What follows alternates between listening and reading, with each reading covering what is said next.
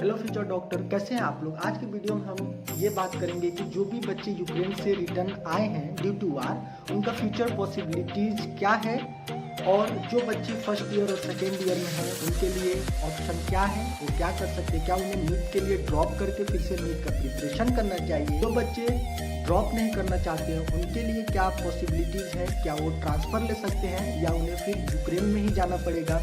क्या next semester में, जो सेमेस्टर सितंबर से यूक्रेन में स्टार्ट होगी, क्या एनएमसी में ऑनलाइन क्लास करने के लिए अनुमति दे रखा है या हमें यूनिवर्सिटी ट्रांसक्रिप्ट दे रही है। क्या जो एनएमसी है ये मोबिलिटी प्रोग्राम, जैसे हमारी यूनिवर्सिटी की अगर बात करें, सुमी स्टेट मेडिकल यूनिवर्सिटी और खार्किव में, इन लोगों ने एक मोबिलिटी प्रोग्राम यूरोपियन यूनियन के साथ स्टार्ट करने वाले हैं। क्या इस पे भी एनएमसी ने अनुमति दे रखा। इन सारे चीज़ पे हम डिस्कस करेंगे आज के वीडियो में। सबसे पहला क्वेश्चन है कि क्या first year second year student को ड्रॉप लेना चाहिए। From my point of view no, कभी नहीं।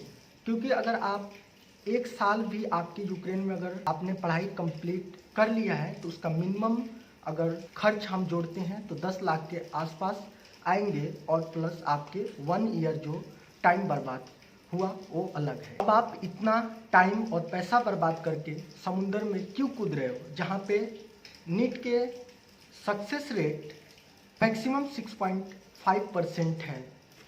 Better to take transfer. Second question आता है कि जो बच्चे अगर ड्रॉप नहीं कर सकते हैं उनके लिए फ्यूचर में क्या करना चाहिए, क्या पॉसिबिलिटीज़ हो सकता है उनके साथ। पहले आप ट्रांसक्रिप्ट लें, कंट्री सेलेक्ट करें, फिर यूनिवर्सिटी सेलेक्ट करें।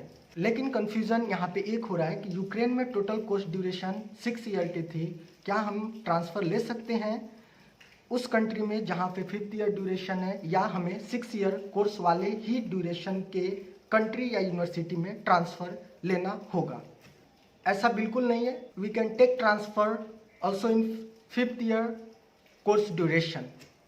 लेकिन ये सिर्फ वैलिड है उन स्टूडेंट के लिए जिनका एडमिशन 18 ऑफ नवंबर 2021 से पहले होगा।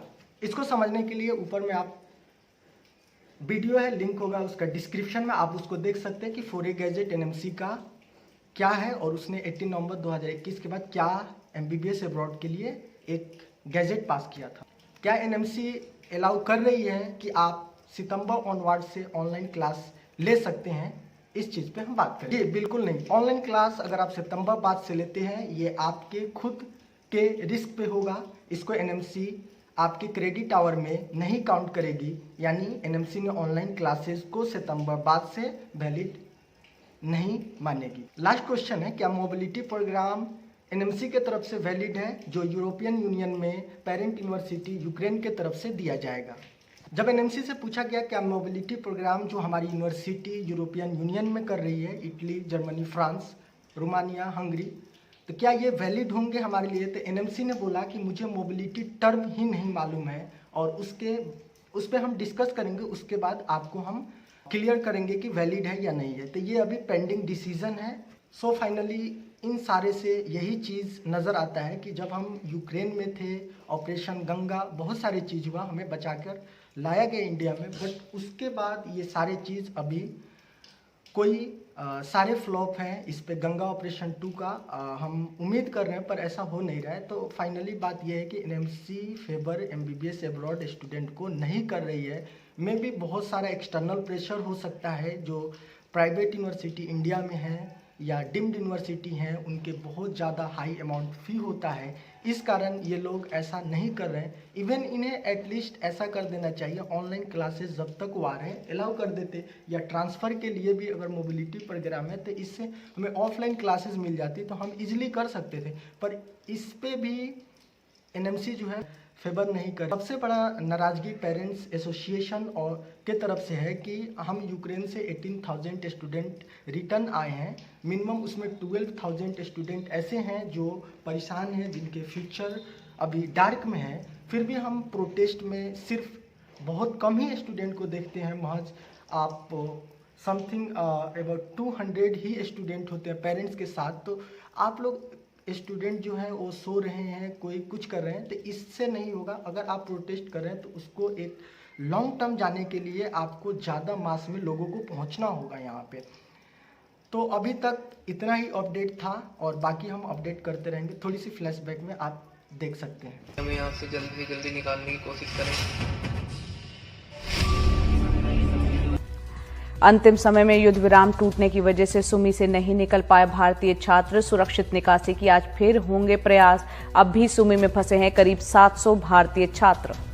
फैसल, मैं सबसे पहले आपसे यही कहूंगी कि अपना हिम्मत और अपना हौसला बना के रखिए। अपनी बहादुरी के साथ आप लोग जिस मुसीबत का सामना कर रहे हैं वो पूरा देश समझ रहा है। मेरा सवाल आपसे यह है कि सुमी में आप मौजूद हैं और हमें यह खबर यहां पर मिल रही है कि सुमी में भी हमले तेज हुए हैं रूसी सेना के। क्या अपडेट आपके पास या क्या स्थिति आप वहां पर देख रहे हैं? मैम, सबसे पहले मैं बताना चाहता हूँ, यहाँ सुमी स्टेट मेडिकल यूनिवर्सिटी में लगभग इंडियन 1000 के करीब है। हमारे पास पहले हम इसका 25 लीटर का बोतल। Mohammed Faisal is amongst the many Indian students who are stuck in Ukraine. Currently, Faisal, who is in Sumy, has been releasing multiple videos on social media platforms of the situation in the war-hit Ukraine.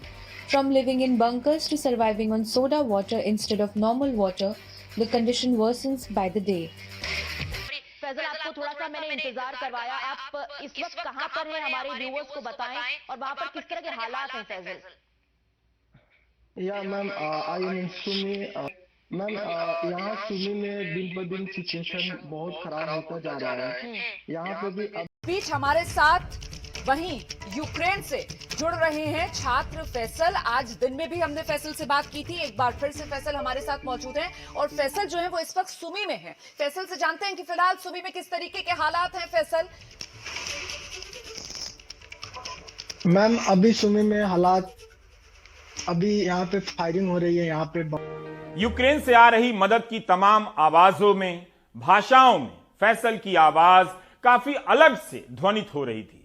मैंने इस बात को पहले ही दिन note किया, लेकिन आज के लिए बचा कर रखा था। सोचा था जब वो सुरक्षित लौट आएगा तो पूरी दुनिया को बताऊंगा कि सुमी में सैकड़ों भारतीयों के बीच एक फैसल नाम का लड़का था, जिसकी तरह मैं भी कभी बोलता था। आज वो मेरी तरह बोल रहा है, लेकिन काम वही कर रहा है। सही बात को सही सही रिपोर्ट कर रहा है ताकि 694 लोगों की जान बच जाए। सरकार और दुनिया का ध्यान उनकी तरफ जाए। भाषा और सूचना का यह प्रथम और अंतिम महत्व है। हम फैसल की रिपोर्टिंग के कुछ हिस्से फिर से दिखा रहे हैं ताकि आप फैसल के बोलने के अंदाज को लेकर खूब हंसें, चाहे तो हंस सकते हैं और प्यार भी कर सकते हैं। अभी सुमी के बच्चे के लिए यहाँ से रोमानिया, पोलैंड, हंगरी जाना बहुत बड़ा एक कॉम्प्लेक्स टास्क है, इसलिए हम नहीं जा रहे हैं। बच्चे हैं किस कदर यहाँ पे सब होपलेस बन के हम खड़े हैं। ये सारे हमारे सीनियर हैं, ये लोग 5th ईयर और 6th ईयर में हैं, फिर भी इनके पास भी कोई उम्मीद नहीं है। से हमारे साथ फैजल जुड़ रहे हैं। एम्बेसी से टच में रहना चाहते हैं पर एम्बेसी कॉल रिसीव नहीं कर रही है। सुमी स्टेट यूनिवर्सिटी के कई छात्रों ने कहा कि नाइजीरिया और इजिप्ट के छात्र हॉस्टल से एक दूसरे की हिम्मत कैसे बढ़ा रहे हैं फैसल आप लोग? जाहिर सी बात है, आप तो बहुत हिम्मत दिखा रहे हैं। आप तो वीडियोस भी बना रहे हैं, एबीपी न्यूज आपके वीडियोस भी दिखा रहा है देश को, लेकिन आपके कुछ साथी होंगे जो ज्यादा शायद डर रहे होंगे। ऐसे में एक दूसरे का डर कैसे दूर करते हैं आप लोग? एक दूसरे की हिम्मत कैसे बढ़ाते हैं? मैम, हम लोग झूठा दिलासा दिलाते हैं अपने जूनियर। इतनी बड़ी संख्या में भारतीय फंसे हों और आसमान से बम गिर रहे हों, उनकी हालत से ध्यान नहीं हटा सकते। गुरुवार की रात सुमी शहर में जब बमबारी होने लगी तब छात्रों ने संदेश भेजना शुरू कर दिया कि चारों तरफ अंधेरा हो गया है, कुछ दिखाई नहीं दे रहा, पता नहीं अगली सुबह देखेंगे भी या नहीं। सब्र टूट गया। वे बाहर जाकर बर्फ बटोरने लगे ताकि भीतर लाकर कढ़ाई में उसे पिघला सकें और फिर पी सकें। हमें कल एनजीओ यहाँ पे जो थे, ये लोग खाने वाने का इंतजाम तो कल मुझे अच्छा से मिला था, पर सर अभी पानी का बहुत ज्यादा क्राइसिस है। यह हालत बता रही है कि सुमी में फंसे भारतीयों को लेकर 1 मिनट की देरी नहीं की जा सकती। उन्हें पानी नहीं मिल रहा, वे प्यास से तड़प रहे हैं। रूस ने 24 फरवरी को हमला करते वक्त बयान दिया था, कि नागरिकों पर हमला नहीं हो रहा। लेकिन कुछ छात्र अभी भी ऐसे हैं जो यूक्रेन में फंसे हुए हैं। ऐसे ही छात्र एक हमारे साथ जुड़े हुए हैं यूक्रेन के सुमी से। फैसल हमारे साथ जुड़े हुए हैं और साथ ही से पहले हम फैसल के पास चलते हैं, उनसे जान लेते हैं कि अभी वहां के ताजा हालात क्या हैं। फैसल, अभी क्या चल रहा है? अभी भी धमाकों की लगातार आवाज आ रही है क्योंकि कई छात्र भारत वापस लौट चुके हैं, वो तो अब जुड़ गए हैं। फैसल, क्योंकि आप लोगों के लिए कहा जा सकता है एक बड़ी खुशखबरी कि कितने चिंतित आप नजर आ रहे थे जब आपको यूक्रेन से भारत लौटना पड़ा था और आप उस वक्त सोच रहे होंगे कि कैसे पढ़ाई आगे की जा सकती है मेडिकल की, और अब आपके एग्जाम के लिए एक बड़ा